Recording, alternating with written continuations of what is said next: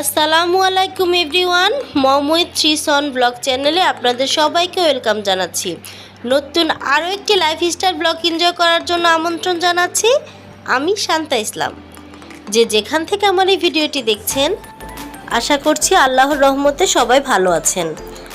তো দ্রব্যমূল্যের এই ঊর্ধ্বগতিতে বাইরে খাবারের যে পরিমাণে দাম, আমাদের মধ্যবিত্ত ফ্যামিলির মানুষের জন্য একটু কষ্টসাধ্য হয়ে গেছে। তাই বাসাতেই খুব অল্প খরচেই হালিম রান্না করে দেখাচ্ছি। তো ভিডিওটি ভালো লাগলে ভিডিওর শুরুতে একটি লাইক দিয়ে পুরো ভিডিও জুড়ে আমার সাথে থাকবেন। তো আজকে আমি হালিম রান্না করার জন্য একটি রাঁধুনি হালিম মিক্স নিয়ে নিয়েছি।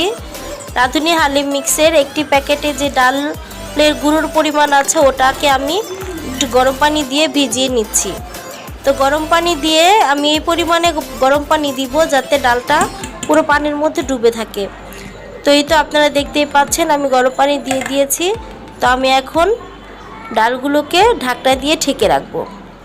তো এই তো আমি হালিম রান্নার জন্য চলে এসেছি। এখানে আমি চর্বি হাড়যুক্ত মাংস নিয়েছি 500 গ্রামের মতো।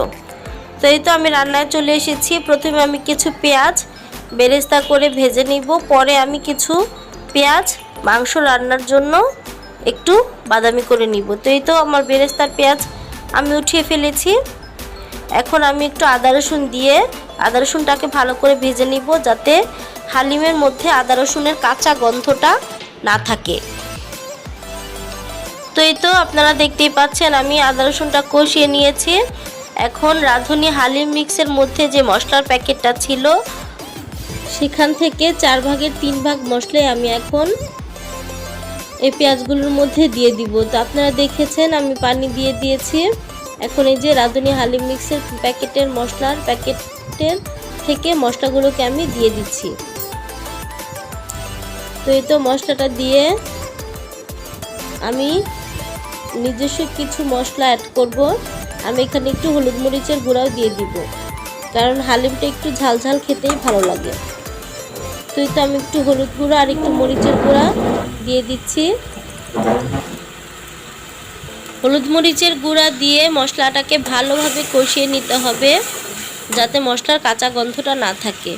তো এই তো আমার মশলা কষানো হয়ে গেছে। আমি এখন মশলাগুলোর মধ্যে মাংসগুলোকে ছেড়ে দিয়েছি। এখন মাংসটা ভালোভাবে কষিয়ে মাংসটাকে সিদ্ধ করে আমি রান্না করে নিব।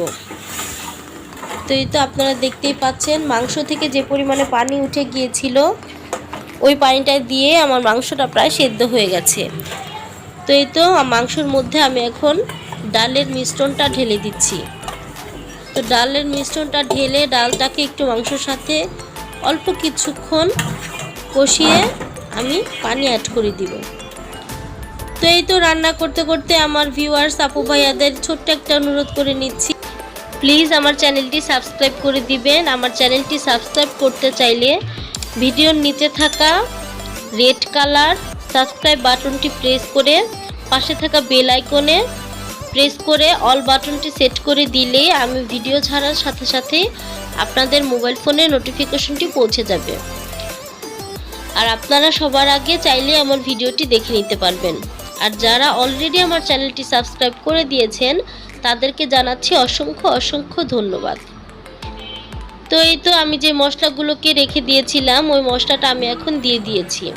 পুরোটা হালিম আমি খুব অল্প আঁচে ঢাকনা দিয়ে ঢেকে একটু পরপর নেড়ে রান্না করেছি। এবং হালিম রান্নার জন্য আপনারা অবশ্যই ভারী তলাযুক্ত পাত্র নেবেন যাতে হালিমটা লেগে না যায়। অবশ্যই চুলার জালটা খুব মিডিয়ামে রেখে বা অল্প আঁচে রেখে পুরোটা হালিম রান্না করার চেষ্টা করবেন, তাহলে হালিমের মধ্যে যে ডালগুলো আছে ওগুলো খুব ভালোভাবে সিদ্ধ হবে এবং হালিমটা খেতে খুব টেস্ট হবে। এই তো আমার হালিম রান্না প্রায় হয়ে গিয়েছে। আমি একটি মাটির পাত্রে হালিমটাকে বেড়ে টেবিলে নিয়ে যাব। তো এই তো আপনারা দেখতেই পাচ্ছেন আমি হালিমগুলোকে বেড়ে নিয়েছি। যার যার পছন্দ মতো পেঁয়াজ বেরেস্তা, আদা কুচি, কাঁচামরিচ কুচি ছড়িয়ে হালিমটা পরিবেশন করে নেবেন। শসা কুচি হালিমে আমার খুব একটা ভালো লাগে না, এর জন্য শসা আমি কুচি করে নিইনি। তো এই তো আমার হালিম রান্না শেষ। এখন খাওয়ার জন্য বেড়েও নিয়েছি। আসলে আমাদের হালিমটা খেতে খুব টেস্ট হয়েছিল আলহামদুলিল্লাহ। আপনারাও বাসায় চেষ্টা করে দেখবেন, কারণ হালিমটা খাওয়ার পরে আমি ভয়েসটা দিয়েছি, এজন্যই বলছি। তো এই তো আমি আমার ভিডিওর একদম শেষ পর্যায়ে চলে এসেছি। সবাই ভালো থাকবেন, আমাদের জন্য দোয়া করবেন। দেখা হবে অন্য কোনো ভিডিওতে, সে পর্যন্ত আমার চ্যানেলের সাথেই থাকবেন। আজকের মতো এখানেই বিদায় নিচ্ছি। আল্লাহ হাফেজ।